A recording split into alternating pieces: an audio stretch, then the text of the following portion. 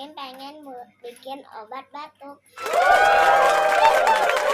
Bahan-bahannya cuma ada 2, madu sama jeruk nipis. Nah teman-teman, kita masukin madu ini sesendok teh ya. Oke, kita tuangkan ya teman-teman. Jangan lebih.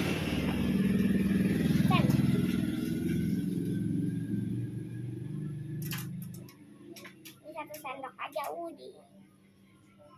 Ini kebetulan. Lagi nambah. Wih, udah kita masukin teman-teman. Harum.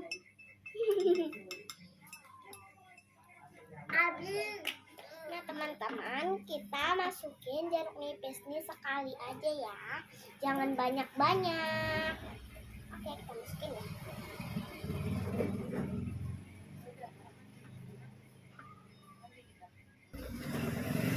Teman-teman, udah nih teman-teman.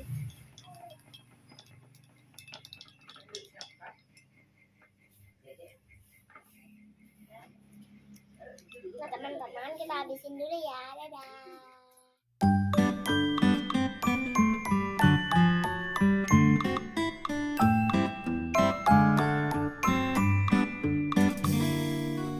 Nah teman-teman, itu sedikit tips dari Hani. Semoga bermanfaat ya.